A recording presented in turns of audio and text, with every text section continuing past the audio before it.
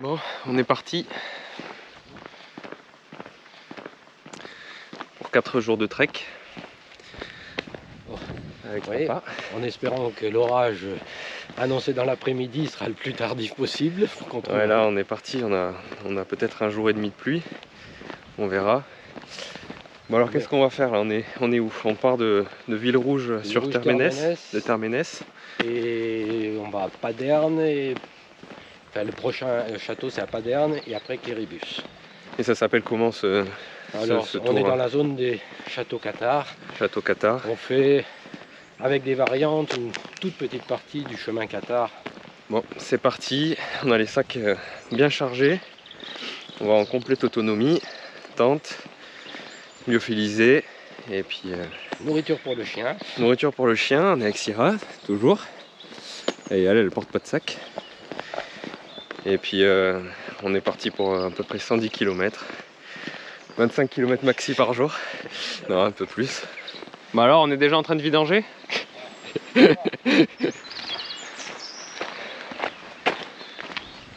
est dans le premier kilomètre. Il fait pas froid, il fait pas chaud. On est mi-avril. Il y a les plantes qui poussent encore. Ça va être joli. On a quelques châteaux à aller voir. Il y a le vent qui se lève. Donc qu'est-ce qu'on va voir comme château alors? Le château de Paderne.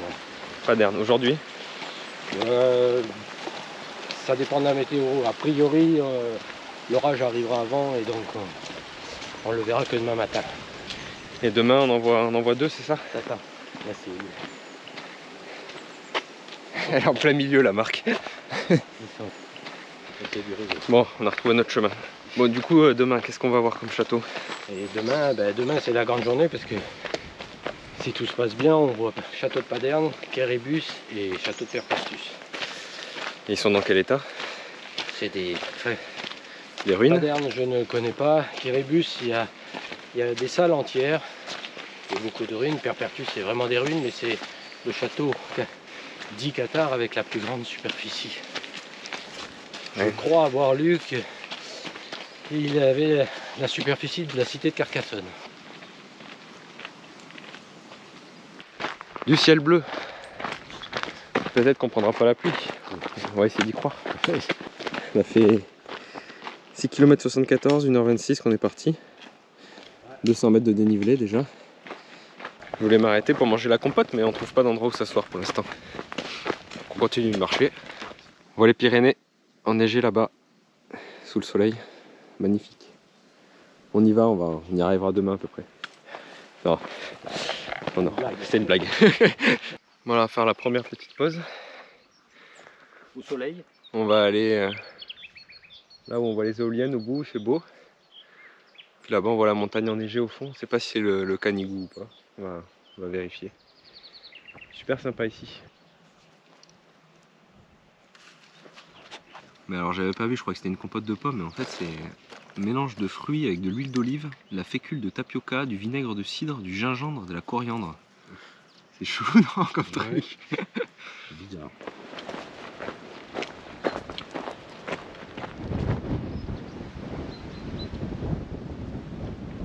Ouais, si je suis tout seul, je me contenterai du GR10. Hein. Sur 3 semaines? Là, il faut 5 semaines. Hein. 5 semaines? On arrive dans un petit village là, en pierre. Petite place.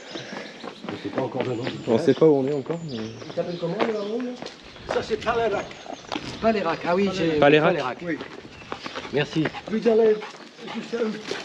On va aller jusqu'à là ce soir, Paderne. Ah oui? Et après on va à Quéribus, Perpertus, Bugarache. Oh, superbe! Et le sac se fait sentir le premier jour. On a le poids, on a tout le poids maximum avec toute la bouffe. On est quand même bien chargé en eau. Tu vas aller boire, Syrah? Il y a de l'eau là-bas. Non? Tu veux pas boire? Non? Allez. Voilà, celle-là, on est en train de monter une côte, elle est... Je sais pas combien de pourcents c'est ça, mais... Je sais pas si on voit bien avec la caméra. 500 mètres de dénivelé. Et 11h53, on va pas tarder à chercher un coin pour manger.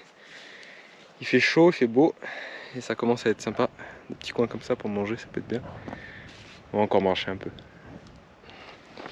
Bon, on n'arrive pas à trouver où manger, on trouve pas de coin. On est au col de Ferréol. Première pause repas, mon moment préféré. Ah, pour manger. Tu fais du rab de portage de sac? Non, je regardais parce qu'on peut descendre à Maison. On va à la maison? Non, non mais je dis à Maison parce que c'est le village là-bas. Il y a des tours quoi. Là tu vois on est là. On est à Scol. Et là il y a. Nous on devrait faire ça.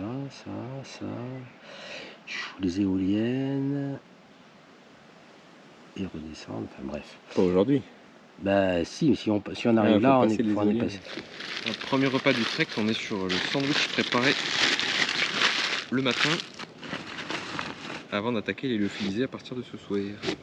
On a mangé rapide, hein, 2 petits sandwichs. Pas de café, pas de dessert. Ah là ça arrêtera plus loin pour que ça nous café. Ah oui, on peut faire du café, on a du café en poudre. Hein. Bon là on a fait un choix, on va monter aux éoliennes de tout à l'heure. Mais on ne trouvera pas forcément d'eau. On voit le tout premier château. C'est le deuxième normalement. Parce qu'on devrait avoir le château de Paden en bas. Je crois. Oui, mais je veux dire là c'est le premier qu'on voit là-bas devant la montagne enneigée, tout au fond. Kérébus. Et on y va demain celui-là. Ouais. Et voilà, on est enfin arrivé aux éoliennes. On est à 853 mètres de dénivelé, on a bien monté. Plein de éoliennes derrière nous qui tombent bien. On n'a toujours pas pris la pluie, donc on a de la chance. On va continuer. On s'approche des 20 km. Bon, on a dit qu'on allait camper là sous l'éolienne, non? Qu'est-ce que t'en penses? Bon, là, on fait une petite pause à 21 km. Et le challenge là, ça va vraiment de trouver de l'eau parce que de l'eau pour le bivouac, pour les lyophilisés et pour le petit déjeuner. Le ruisseau était à sec là. C'est hyper sec ici. Donc on n'aura pas d'eau pour l'instant. On continue. Le village encore plus loin, au pire. Mais bon, ça sent bon. Toutes les fleurs sont là. Le printemps. Et ça descend. Bon là ça y est, on a dépassé l'objectif de la journée. Le gros objectif, parce qu'à la base on pensait faire 15 km avec la météo. S'il pleuvait on allait s'arrêter plus tôt, mais finalement il n'y a pas plu et là on a dépassé les 24. Allez, là on va bientôt arriver à Paderne. Hop, le village qui est juste là. Avec son château au-dessus. Et on observe au-dessus le premier château Qatar. Là on arrive à 26 km et demi, en bas on sera à 27. Ça fait 7h30 qu'on marche. Et bon là comme on a le premier château Qatar sous les yeux, on peut vous en parler un petit peu. Donc en fait c'est quoi des Qatars hein? Grossièrement, après on en parlera plus. Oui, ils s'appelaient les bons hommes et les bonnes femmes. Et ils visaient à plus de pureté, le dénuement, et ils contestaient l'institution religieuse catholique de l'époque qui avait beaucoup dérivé. Donc un certain nombre de gens se sont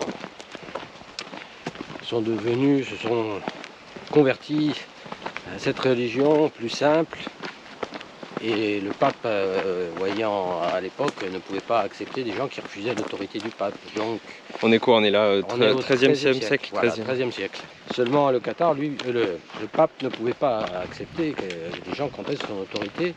Donc il avait envoyé des moines pour essayer de faire revenir les hérétiques, comme il les a qualifiés dans le bon chemin. Et le roi de France, à ce moment-là, Louis VIII, a décidé... Louis VIII. Oui, décidé de se nommer à la place du comte de Toulouse, Simon de Montfort, comte de Toulouse, pour mener une croisade contre tous ces seigneurs qui détenaient des terres où vivaient des hérétiques. Bon ça y est, on a sûrement trouvé où dormir, on est arrivé au village. On a trouvé un petit espace tout sympa là. On entend le tonnerre qui est en train d'arriver. Mais bon, comme il n'y a pas plus de la journée, on y croit 27 km 66. 27 km 66, et voilà, 7h30 de marche. On a commencé à installer la tente. Ça fait gagner un peu de temps avant de manger.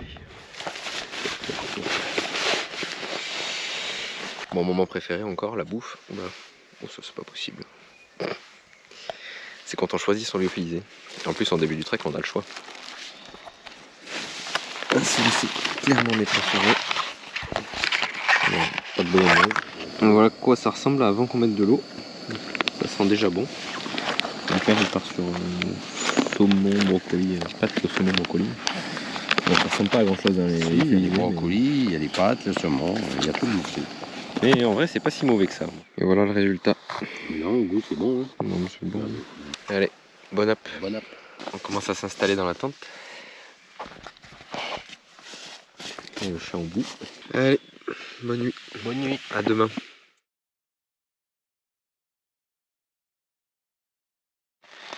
Et bonjour, on vient de se lever, une petite demi-heure à peu près là.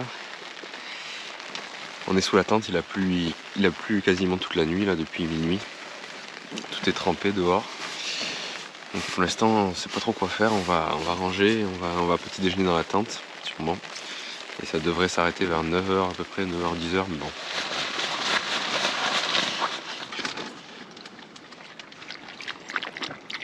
Voilà, ça s'est arrêté de pleuvoir, alors on va en profiter pour ranger la tente. Je te parle pas. Ah Tira, tu veux y aller?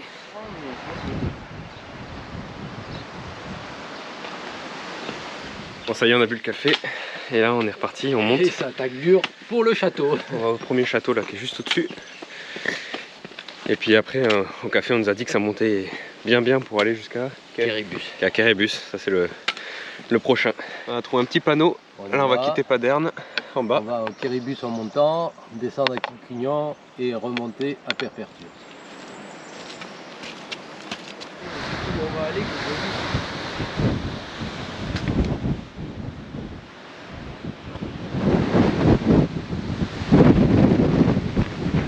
Bon, il n'est pas en très bon état, hein, ils ont subi les guerres et les sièges, ce qui a conduit à la perte des Cathares, hein, qui ont été tués et brûlés tous en grande partie, c'est pour ça qu'ils ont disparu. Voilà en tout cas le premier château qu'on visite. Je pense qu'il y a eu des tentatives de rénovation, mais il n'y a plus grand chose. On est entre les deux châteaux et en fait on peut voir que en haut de la petite colline en face de nous, tout en haut là-haut, au-dessus, un peu détruite, on a une espèce de tour de guet en fait, qu'on appelait ça une tour à signaux. Elle est entre les deux châteaux qui sont séparés par 6 km environ. Et on a 3 km au milieu, et comme dans les films, tour à signaux, et en cas d'attaque, vous pouvez allumer un feu et signaler au prochain château. Parce qu'en fait là on suit quasiment l'ancienne frontière espagnole à l'époque, et il fallait pouvoir prévenir en cas de guerre, en cas d'attaque. Tout au bout là-bas, au fond, tout au loin, la dernière montagne que vous voyez là-bas, c'est Perpertus. Et lui il a l'air gros ce château. Le Alain devant, quand il s'agit de monter là, il s'arrête plus jamais jusqu'en haut. Il n'a pas de poumon, il respire pas. Et là ça grimpe. Là, ça y est, on aperçoit Quéribus. Et là on le voit plus là. Ah ouais, ça y est, on le voit plus, merde. Bon, en tout cas, on n'y est pas encore, il doit rester au moins 1,5 km. Et on est déjà à 6,40. Et comme d'hab, les calculs sont pas bons. Hein. Normalement, c'était 7 km. J'ai dit 6-7. Oui, bon, bah ça va être plutôt 8,5. Ouais, 1 km d'erreur comme ça à Pisadena, ça va. Et voilà, il est réapparu là, entre les arbres, au loin. On se retrouve là-bas. Ça y est, on y est quasiment arrivé. Il est beau celui-là. Tu disais que Quéribus et quel monsieur l'appelait la citadelle, enfin on les appelait l'historien a appelé ces citadelles les citadelles du vertige.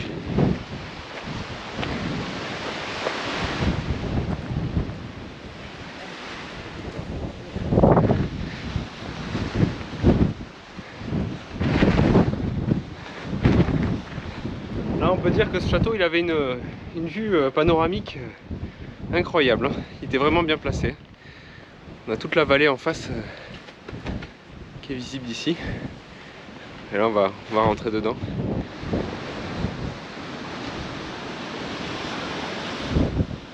Et là on commence à avoir des très belles salles, on est monté déjà. On doit être dans des lieux pour le Seigneur ou pour ses amis les plus proches. Ouais. Très très belle salle. Là on est monté tout en haut. Très très impressionnant. Oui, regarde, on était en bas tout à l'heure. Ouais, À la voilà. billetterie. Ouais, le parking. Non, magnifique château, très bon état, bien retapé. Mais bon, il fait partie des châteaux les plus visités et puis qui sont payants, donc il y a des travaux là depuis on a vu, hein, depuis 1960, il y a plus d'1 million d'euros qui ont été investis pour le rénover. Allez, c'est la pause repas, on va manger face au château, mais il y a beaucoup de vent, donc on va essayer de protéger le feu avec des cailloux. On a fini de manger, on a bien mangé. Et maintenant on va à Cucugnan. Et direction le château de Perpétus. Ouais, on n'est pas sur le bon chemin, mais ça va au bon endroit. Mais on va galérer un peu là. On a raté le bon chemin, on est en train de descendre à Cucugnan, mais c'est pas par le bon endroit. On fait quasiment du bushcraft. Il n'y a pas de chemin. Et on descend, on est au mauvais endroit. On regarde, on n'est pas du tout au bon endroit. Alors ça y est, on est revenu sur le chemin normal.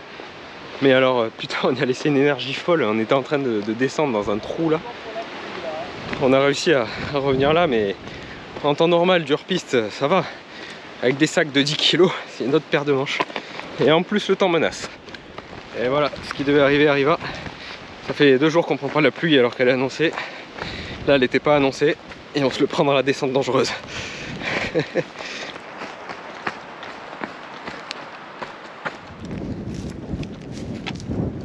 On est arrivé à Cucugnan. Très très beau ce village. Plein milieu de la vallée. Et maintenant il fait beau, voilà. Le temps n'arrête pas de changer. Enfin il fait beau. On a du soleil. De là à dire qu'on va pas prendre la pluie plus tard, rien n'est moins sûr. En tout cas, là on a trouvé un café. Bon voilà, on vient de quitter Cucugnan.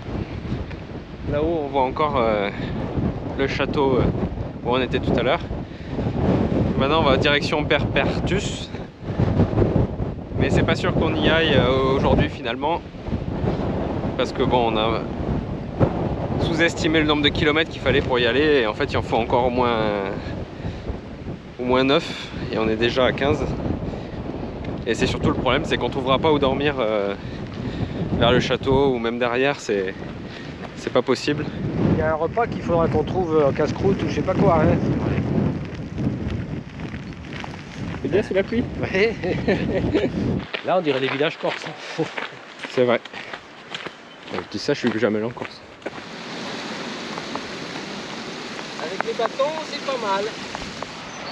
On vient d'arriver aux cascades. C'est super beau. Puis alors là, si on trouve un endroit pour dormir, ça serait encore mieux. On serait tout seul, on pourrait se baigner, on pourrait se laver. Ce serait top, top, top. Il y a un peu d'eau partout. Hein. Bon, ça y est, on vient de trouver un coin incroyable. On a marché un peu plus loin. Il n'y a personne qui viendra jusqu'à ici. On a trouvé un petit champ avec un endroit qui est tout plat.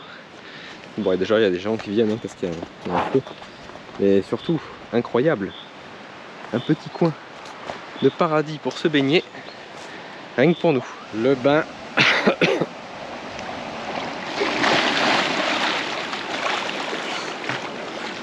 Ouh, c'est bon.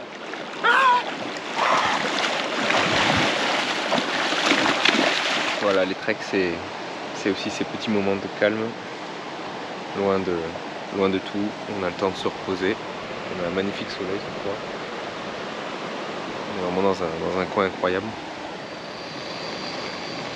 Là, c'est vraiment un délice. Ça y est, ça brûle. Et voilà, une journée de plus qui s'achève. Les dents sont lavées, donc je vais se mettre dans la tente, lire un peu et se coucher. À demain.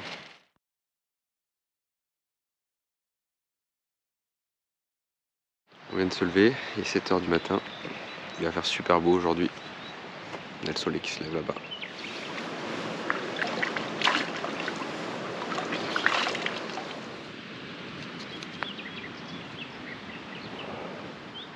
Ça arrive d'un seul coup. Hein.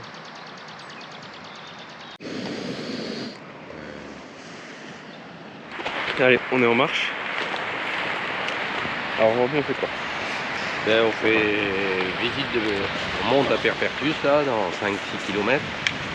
Grande visite de Perpétus et puis après on prend la direction du château de Terme, mais ça sera pour demain. Là on rentre dans Duhac. C'est super joli, très bucolique. Quiconque tombera deviendra amoureux.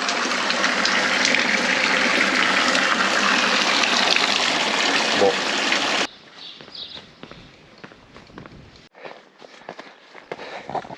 On aperçoit le château là-haut, où on va, qui est vraiment qui surplombe toute la vallée. C'était vraiment un lieu stratégique à l'époque pour garder la frontière avec l'Aragon. Et au XIIIe siècle, jusqu'au traité des Pyrénées dans les années 1658, qui repousse la frontière espagnole là où on la connaît aujourd'hui, et du coup qui a perdu son intérêt militaire à cette époque-là, et qui aujourd'hui n'est plus qu'un beau lieu touristique à visiter.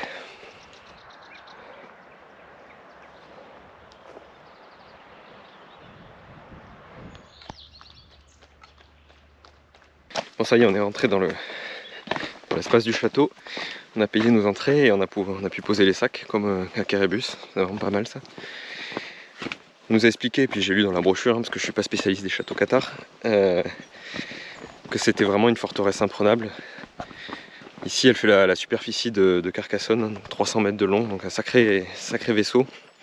Il est en 3 parties, mais en fait, il n'a pas toujours été comme ça. Au XIIIe siècle, c'était un seigneur qui vivait ici, mais ça a été repris par le roi Louis IX, qui a tout de suite entrepris des travaux pour le fortifier et qui l'a agrandi. Et c'est devenu une forteresse imprenable.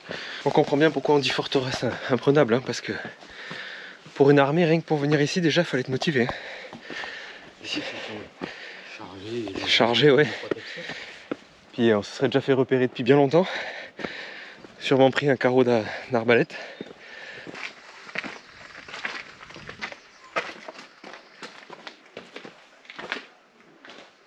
Là, on est dans la première instance du château, qui est déjà gigantesque, quoi. On pouvait imaginer le monde qui était là.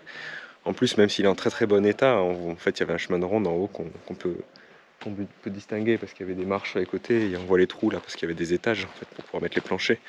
Donc ça devait être encore plus grand. Mais rien que cette partie-là, déjà, elle est très très grande.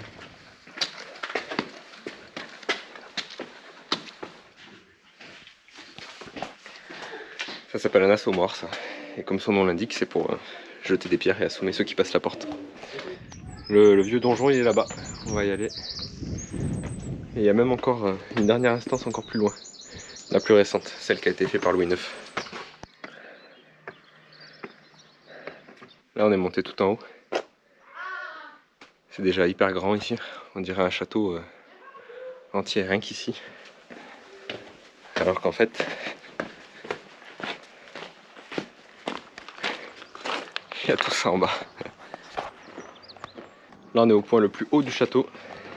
Et qu'est-ce qu'on retrouve? Une chapelle. Et oui, ils étaient quand même très croyants à l'époque. Et puis, ça doit être un seigneur cathare avant que Louis VIII envoie les croisades pour les tuer. Et oui, le seigneur était lui-même converti, hein. C'est pour ça que les cathares venaient se réfugier ici et que le château a été proie aux attaques. Et Père Persus, c'est terminé, on redescend. Vraiment un gros château, on conseille de visiter, il y a de quoi faire.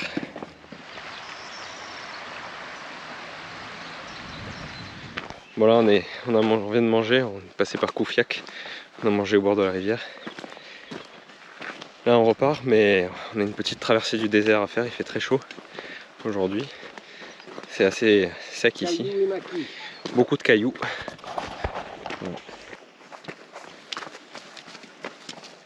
On nous a vus. Bon, ça fait un petit moment qu'on marche dans un endroit un peu aride, 6-7 km là, et on commençait à plus avoir d'eau. Et c'est surtout qu'on ne voit plus de civilisation pendant un moment. Depuis le château, là, on n'a vu personne, et ce soir, il n'y aura pas de village, il n'y aura rien. Il faut absolument qu'on trouve de l'eau pour cuisiner. Et là, on a enfin trouvé une petite source. Bon là, normalement, on a fini notre jour, et on a fait quasi 25 km. Mais là, on trouve pas d'endroit pour dormir. Donc on avance. C'est le jeu avec le bivouac qu'on trouve pas toujours. Pour l'instant, sur les côtés, Et des clôtures. Clôture, et puis c'est très chargé en végétation. Bon, les kilomètres continuent. On est en train de passer dans une très jolie ferme, très grosse. Mais alors là, ici, impossible de s'arrêter, donc on continue de marcher. Et on sent déjà venir les 30 km. En plus, aujourd'hui, le 3e jour, ça tire toujours un peu plus. Mais bon, c'est le jeu. Allez, on continue. La route, elle fait ça. Elle va juste là-bas, mais on n'aura rien. Bon, ça y est, la situation s'aggrave. On en rigolait là jusqu'à maintenant, mais là, ça ressemble vraiment pas à grand chose. On était monté en haut ici pour trouver un coin, mais il n'y a rien du tout. Encore qu'on continue. Ça paraissait dégagé sur photos satellite, mais en fait, c'est que de la broussaille. Que de la garrigue piquante. Bon, par contre, on arrive à 30 km et pour l'instant, on n'a toujours pas trouvé où dormir. Ça commence à craindre.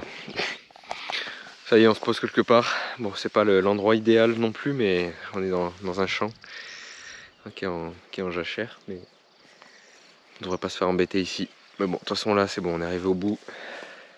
Il n'y aura pas plus loin. C'est à peu près plat. Ça va très bien pour ce soir. Même le chien, on l'a achevé. Ah, Syrah. Ah non, il n'y a plus rien à faire là. Ce soir, on a trouvé un autre système pour faire monter la tente. Voilà. On va se coucher comme ça sera plus rapide. On n'a plus la force.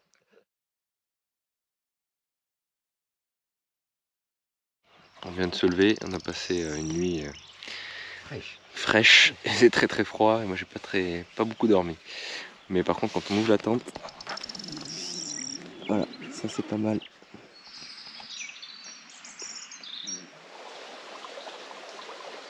Et voilà, un petit brin de toilette.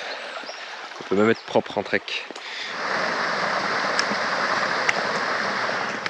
On va être prêt pour repartir aujourd'hui. Château de Termes. Et puis on aura encore une vingtaine de kilomètres pour rentrer.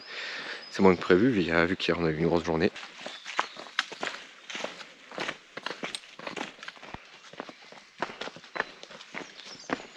Il y a des sangliers qui sont pas loin. Cette nuit aussi, il y en a eu pas très loin de la tente. Ils viennent gueuler autour de la tente, c'est pas très rassurant. Dans la forêt le matin, il est tôt. C'est pas étonnant. On est sur un chemin qui est pas très emprunté malgré que ce soit un GR. Il est pas en bon état. On voit personne d'ailleurs.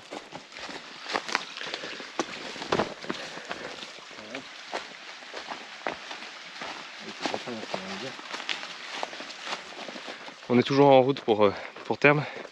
Mais on a choisi de faire un petit détour. Ça devrait être beau. Vu qu'on a le temps finalement aujourd'hui, vu qu'on a plus marché que prévu hier. Voilà, on fait une petite rallonge et en plus on arrivera peut-être vers avant midi au village et on pourra peut-être y manger quelque chose. Et les éoliennes où on était le premier jour. Ah oui, ils sont pas à côté.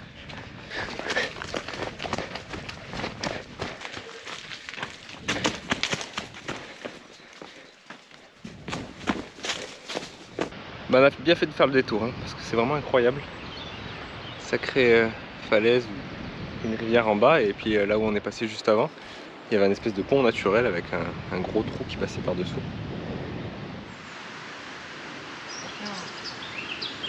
Aujourd'hui on n'arrête pas de changer de paysage.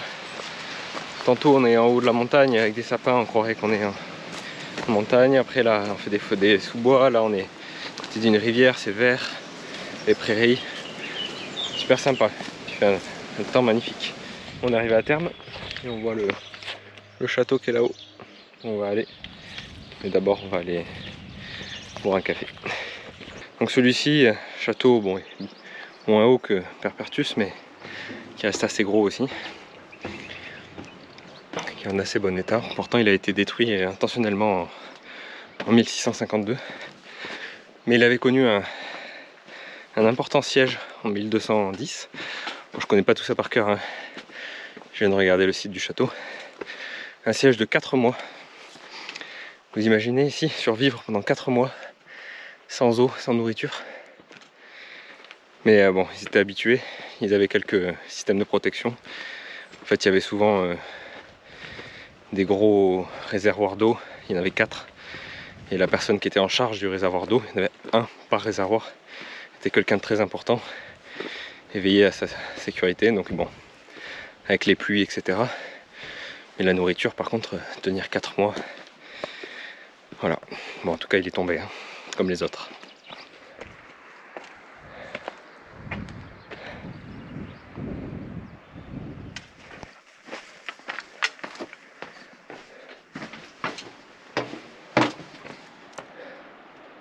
Alors on est au centre du château, mais là celui-là il n'y a plus grand chose. Hein.